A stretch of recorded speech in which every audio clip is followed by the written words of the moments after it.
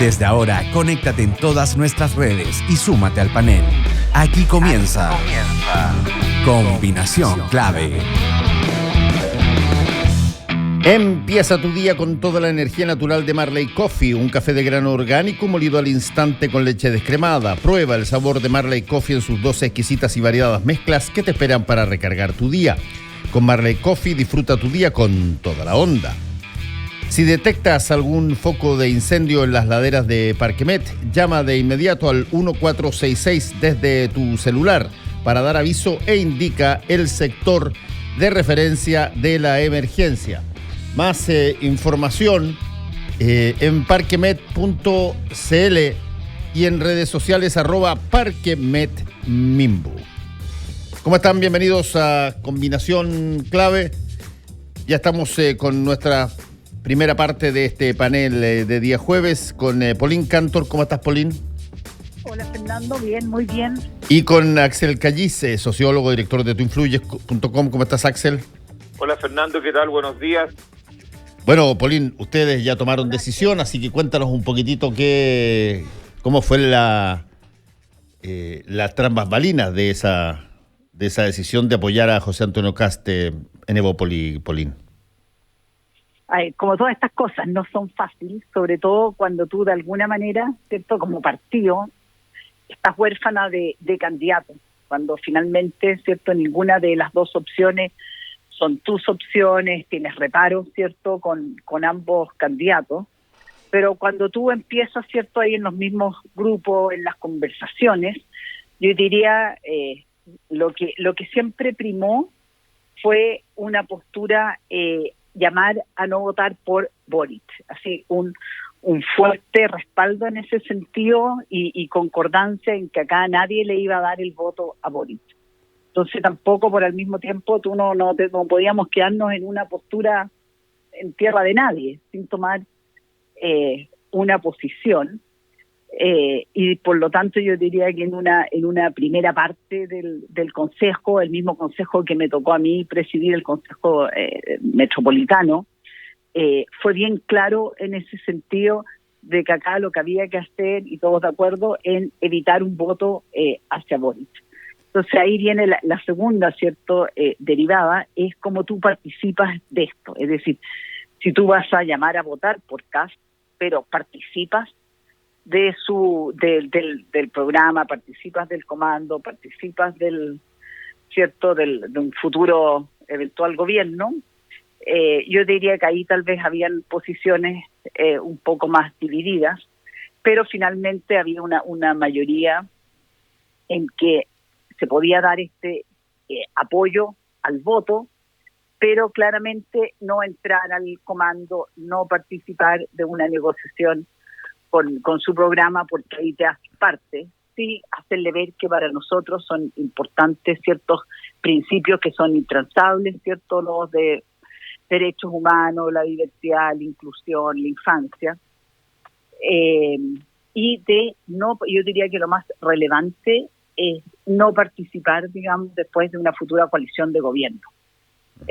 Entonces, yo diría que fue larga toda la discusión, porque cada uno se tomaron los tiempos, ¿cierto?, para enfatizar los matices que podían haber dentro de esto, sobre todo en un partido donde conviven distintas posturas con respecto a cómo tú puedas dar el apoyo. Entonces yo diría que fue claro el no a Boric, y después una mayor diversidad en cómo tú haces este apoyo o no a Kast. Oye, Polín, ¿eso significa de alguna manera que pudo haber personas, no necesitas dar nombres, por cierto, pero que, por ejemplo, postularon votar en blanco? No, yo diría que en general más bien la discusión se dio no. Yo diría que en eso fue bien claro y una amplia mayoría de un voto a Kast. Correcto. El tema más bien, las divergencias estaban mucho más centradas en si participas o no participas, si eres parte de la campaña, si estás en la foto o no estás en la foto, si tú participas después y te haces parte de un gobierno o pasas a ser oposición. Yo diría que ahí es donde habían mayor cantidad de matices, y evidentemente en eso hay libertad en Chile, y el que quiera seguir y se siente parte, digamos, y le gusta ese proyecto en alguna de sus partes, tendrá la libertad para poder hacerlo, pero el voto político institucional que se dirimió fue ese. Ya, o sea que de alguna manera se coincidió incluso con lo que primero dijo Jasna Proboste para referirse a la campaña de Boric, que si bien le iba a dar su voto, ellos iban a hacer oposición, digamos, en caso de que ganara Boric. En caso de usted, claro, acaba de decir más o menos lo mismo, van a dar el voto, sí, pero van a hacer oposición en caso de que gane. Así es, totalmente. Y yo creo que acá se va a abrir una cosa que es bien interesante, que yo creo que nos acostumbramos a una oposición que era siempre el garrote. Es decir, el que estaba en la oposición, su rol era hacerle daño al gobierno de turno, no prestarle ropa. Y yo creo que con esto se pueden dar oposiciones que en el fondo, cuando hayan políticas que sean buenas, van a apoyar y van a hacer todo lo posible para que salgan adelante. Y cuando hayan cosas que no les parezcan o no nos parezcan, vas a ser mucho más crítica, vas a ser dura, y yo creo que eso va a ser yo creo que eso le va a hacer bien a la política, porque yo creo que nos fuimos en un sistema de zanahoria y garrote, nos vamos a tener que ir con algo donde haya mucha más articulación respecto de buenas y malas políticas. Axel Callice, yo me imagino que tú debes estar, pero lleno de números que vamos a tratar de entender hoy día. No, pero como, a ver, yo estoy centrado en lo que está diciendo la política. No, por cierto, sí, aparte de tu comentario que me interesa mucho, por cierto, sobre lo que dijo la Polín, también una de las cosas más notables que pasaron en esta elección de primera vuelta es que quedó bastante en un signo de interrogación cómo tú consigues los apoyos que necesitas para ganar, tanto José Antonio Kast como Gabriel Boric, de un electorado que fue la mitad a votar y después de otras participaciones en distintas candidaturas que son bastante difíciles de explicar, digamos. A ver, lo primero es decir que, cuando hablamos la semana pasada, yo dije que iban a votar 7 millones, entre 6,9 y 7,10, votó 7,1, le achuntamos ahí, perfecto. Sí. También le achuntaste que París iba a sacar más de 10 puntos. Sí, no, anduve, lo que pasa es que no tenía números frescos, y la encuesta nuestra se tomó 3 semanas, casi un mes antes de la elección, y cambia mucho la última semana, es una cosa increíble, o sea, la única posibilidad que hayan encuestas predictivas que sean 3-4 días antes de la elección. Ahora, para despachar bien rápido, a mí yo la verdad lamento mucho el voto político y lo que hizo Evópoli. Yo soy independiente, no me voy a meter, pero el retroceso de Evópoli en términos de los pasos que ha dado ha sido los últimos años tremendo. Es decir, retrocedió mucho, y yo creo que los resultados electorales así lo reflejan. Obtuvo 4 diputados, bajó un 50% sus diputados, tenía 6 o 7 antes, 6 me acuerdo, pero bajó también en voto. O sea, pasó de ser el dique de la derecha a convertirse en un partido absolutamente extraviado, y sigue, y no quiero entrar en una polémica, pero sigue... O sea, pero que no hay forma de evitarlo, digamos. Claro, pero sigue existiendo un espacio en Chile para una derecha moderna, liberal y democrática, y hasta el minuto no entiendo por qué no existe esa derecha en Chile, siendo que en todos los otros países de Europa y donde hay democracia un poquito más consolidada, existe ese espacio y que logra convivir no con los extremos. O sea, en el caso de Alemania... Pero déjame terminar, Polín, porque yo te escuché atentamente todo el... Espérate, Polín, ya te voy a dar todo el tiempo que quieras, Polín. Dale. Entonces, yo encuentro lamentable la regresión democrática de Evópoli, pero bueno, es un partido que cada uno ve cómo se cae su propia tumba. Ahora bien, con respecto a la pregunta que todo el mundo está haciendo, ¿de dónde sacan los 2 millones de votos cada candidato para ser presidente? Pues ese es como y yo diría que el primer error que no hay que hacer es echar mano a los que ya han votado, es decir, hacer la cuenta a la vieja. Sí. Perdón, no tiene, es una expresión antigua esa, no. Va a tener que renunciar a un partido rápidamente. ¿Ah? ¿Cómo? No, te estoy bromeando, dale. Ya. Sigue. Bueno, la cuenta la vieja, yo creo que el principal error de decir ya, Sichel para acá, Jasna Proboste para Boric, Artés para esto, o sea, como esa suma mecánicas que hacen los que les gusta estar en política, eso ya no ocurre.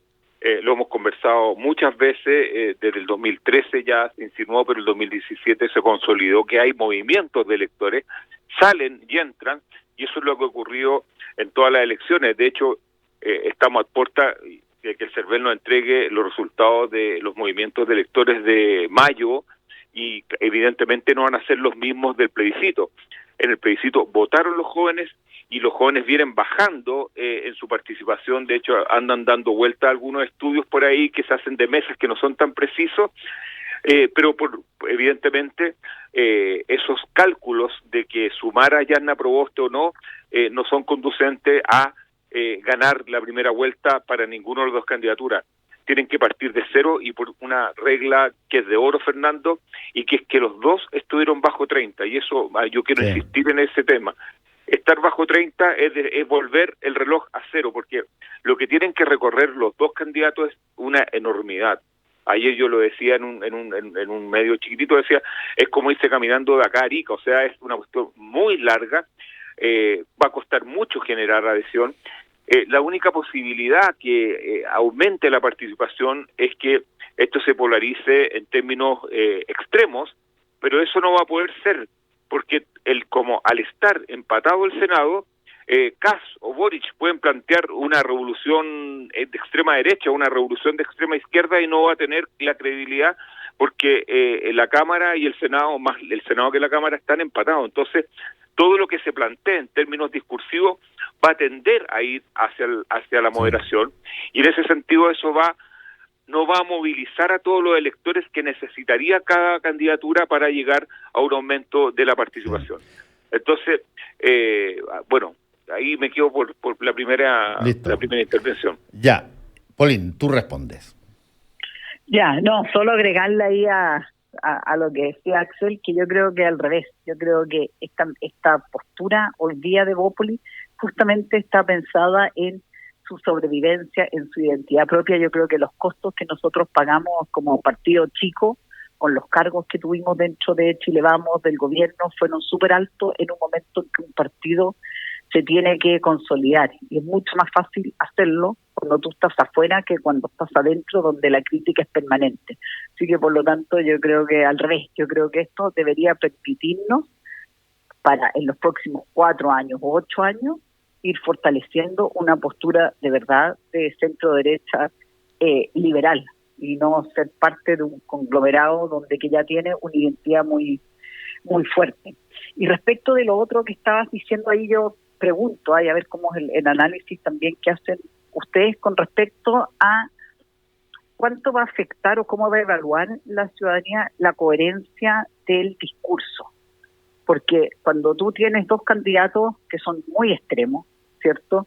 Y vemos que ahora están en una carrera porque tiene un fichaje de mayores personas con una mirada más de centro. Por ejemplo, el mismo presidente Lagos, que le dio cierto apoyo a Boric después que Boric se lo viene haciendo bolsa, buen chileno como dicen, durante todos los últimos años. ¿Dónde está? Porque yo siento que una de las cosas que se valoró mucho y que los chilenos están valorando es cuando tú tienes candidatos que son de una línea, que el zigzagueo de la Jasna Proboste, de Sichel, al final le jugaron muy en contra. ¿Y cómo lo ven entonces ahora? El tema de cuánto va la coherencia en su discurso, de no darte estas vueltas de carnero gigantes por sumar apoyos, va a jugar o no un rol en esta rápida segunda vuelta. Y como dices tú, Axel, esto es volver a partir casi de cero, porque ambos ya llegaron a su techo y tienes que ir a captar, ¿cierto?, a un electorado que no cree ni en uno ni en otro. Sí. Bueno, esa es la madre de todas las batallas, digamos, que se vienen encima.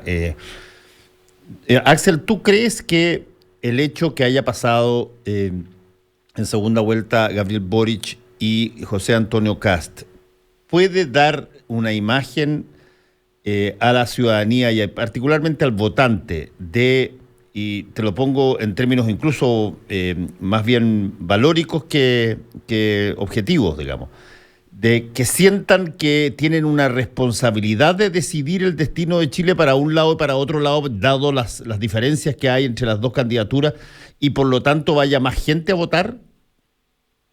A ver, un poco la idea de lo que te contaba antes. Si esto tiende a plebiscitarse, o sea, a caer en una, como ahora está de moda la palabra clivaje, que en mi época se llamaba la contradicción vital, si entramos en la contradicción democracia, antidemocracia, o fascismo, comunismo, y toda esa historia, eso tiene que tener un correlato en lo que pueda ocurrir en la mente de las personas.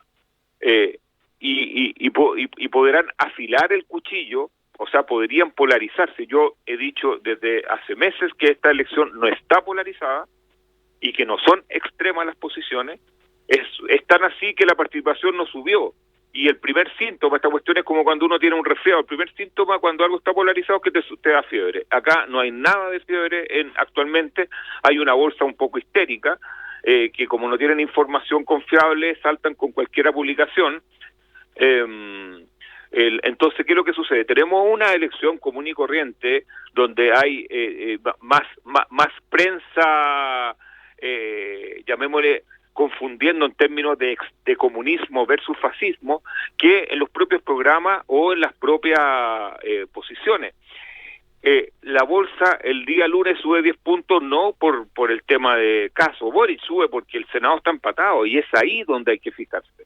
Por lo tanto, esto se podrá polarizar a nivel del lenguaje, se podrá polarizar en términos de simbólico, pero si se plebiscita, es decir, llegamos a una situación, como yo la he definido, miedo al fascismo, miedo al comunismo, va a votar, sobre todo en esas movilizaciones se mueve más la gente joven, que es la que se mueve mucho más por ideales, y los otros se van a mover por miedo. O sea, vamos a tener podría subir un poquito la participación, pero yo no veo que haya llamémosle, una tierra fértil para que lleguen 8 millones hasta el minuto en la campaña. Al revés, yo estoy viendo menos participación a lo mejor que en la primera vuelta, porque las cámaras están empatadas.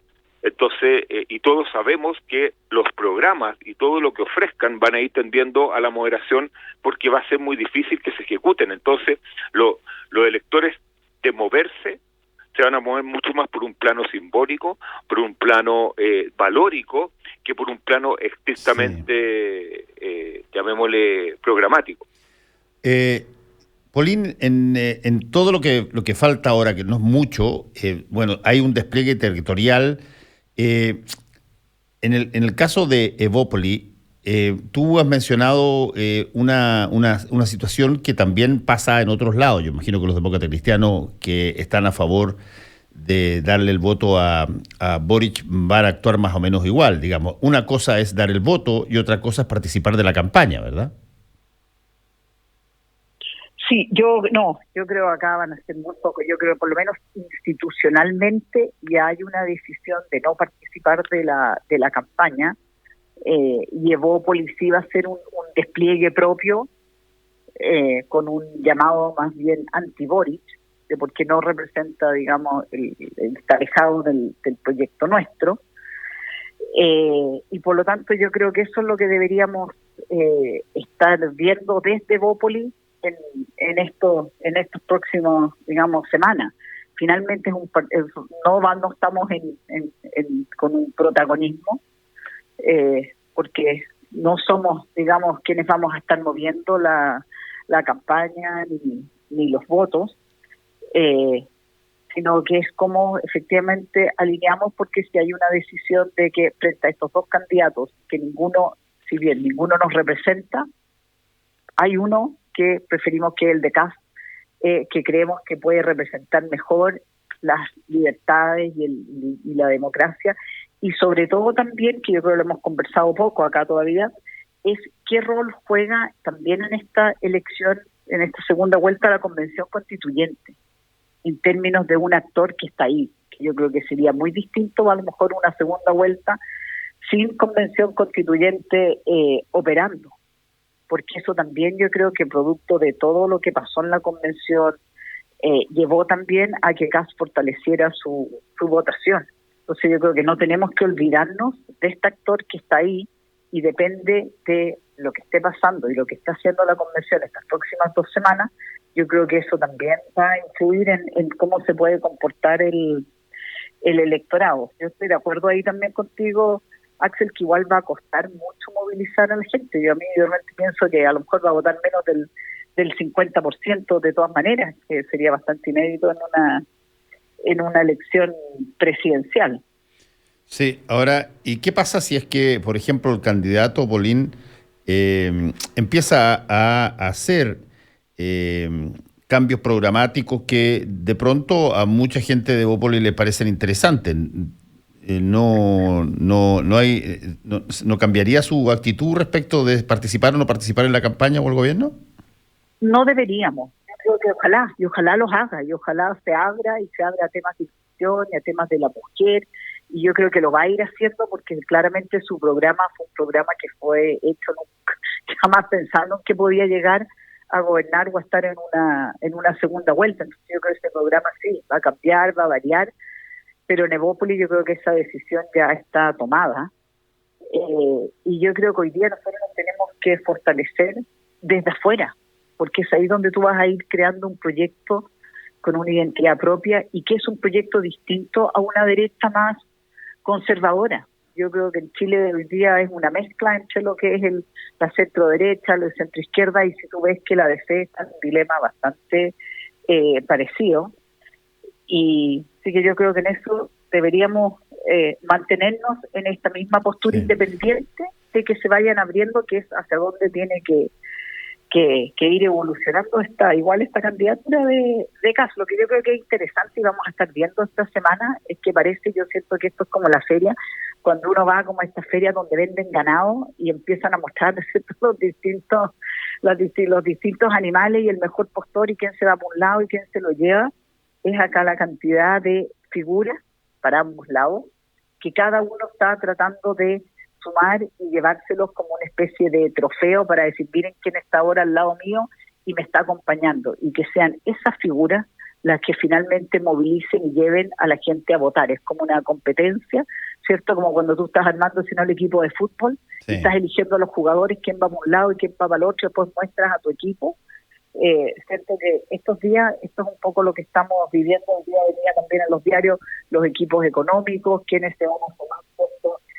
A un lado, podcast hablan, ¿cierto?, de José Luis Daza, de Tomás Flores, de Pato Arrau, Patricio Rojas, por el otro lado Ricardo Sánchez Davis.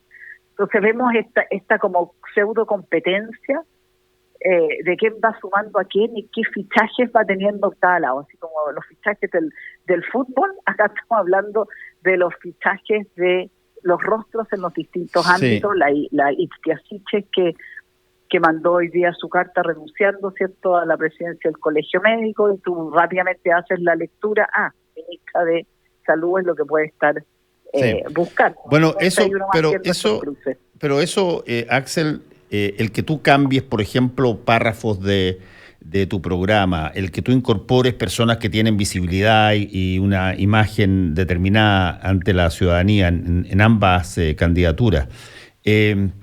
Y voy a usar aquí una frase que usó la Polín, que ella dijo, mira, el programa de José Antonio Kast se hizo cuando no creían que iban a llegar a esta instancia, y por lo tanto, básicamente lo que la Polín dijo es que dijeron exactamente lo que querían hacer. Porque si tú no pierdes nada en esa situación, si es que no llegas, pero lo genuino es que tú propongas lo que hay que hacer. Estos cambios programáticos, estas entradas de figuras, ¿qué tanto mueven la balanza de los votos, Axel? Muy poco, muy casi nada. Yo diría que en el foro, en el debate último, recordemos que llegamos al absurdo que cuando la Maca Pizarro le dice, bueno, pero ¿usted escribió o no escribió el programa? Él dice, no, si quiere se lo cambio. O sea, Kast le da tan poca importancia al programa que le da lo mismo. O sea, para él es un pragmático y lo que iba a poner, no importa qué cosa adentro, con tal de tratar de generar la mayor cantidad de adhesiones posible. En el caso de Boric es un programa que ha estado eternamente también en transformación. Yo diría que lo único que tienen en común es esos dos programas que nunca fueron hechos para ganar, porque partieron desde posiciones bastante de atrás. Así que, pero los programas, Fernando, te lo voy a hacer corta, no mueven la aguja en nada, porque la gente en general vota por actitudes, vota por líneas gruesas, por titulares. Todo este tema del programa le importa a la gente que está que ve los debates así como el detalle, a la academia, a la prensa y al mundo politizado programático, a nadie más. El resto de la gente, el 99% del resto de los electores no lee una hoja del programa, así que eso puede ir cualquier cosa. De hecho, yo diría que hasta el programa antes de Bachelet, los programas eran en general una suma de discursos, o sea, eran como líneas programáticas, muchas de ellas que se iban haciendo antes durante las campañas. De hecho, cuando el CERVEL pide ahora, no sé si ustedes saben, el CERVEL, cuando uno se incluye una candidatura, alcalde u otro, pide un programa, y por eso es que se ha tendido a formalizar. Yo le quería decir un poco el tema de revisando, que a mí todas las argumentos que se den de Evópoli para apoyar a Kast me parecen absolutamente insuficientes. El partido, no sé, pues el partido de liberal democrático, el SPD de Alemania, jamás se asomaría a apoyar a la ultraderecha alemana, Alternativa para Alemania, como se dice, como Alternativa für Deutschland, jamás. O sea, sería una cosa que no existe. Por lo tanto, todo lo que escuchemos de Evópoli ahora en adelante va a ser espuma. O sea, a mí me tiene sorprendido, porque no es lo mismo apoyar a Kast que apoyar a otra alternativa. Yo creo que con esto se pierde definitivamente la oportunidad de Evópoli de caminar hacia un espacio político que lo dejó desocupado nuevamente. Te doy a ti, Pauline, la posibilidad de que termines en un minuto y medio, porque estás aludida como por tu partido directamente. Bueno, obviamente que las miradas discrepamos en eso. Yo creo que al revés. Yo creo que en una elección, digamos, que va a ser tan reñida, no podíamos quedarnos en una postura amarilla, sin tomar ninguna postura respecto al futuro del país. La libertad de acción siempre es una buena alternativa. El hecho de decir que no vamos a ser parte de un comando, de que no vamos a formar parte del gobierno, es lo que nos va a permitir ir fortaleciendo el verdadero proyecto de Evópoli. Así que yo creo que eso vamos a ver, Fernando, y lo vamos a tener que conversar en un año más, a ver en qué vamos a estar cada uno. Muchas gracias, Pauline Cantor. Gracias, Axel Callis. Cuídense. Chao, chao. Chao, chao. Chao, chao. Gracias. Porque la información, opinión y debate son una combinación clara.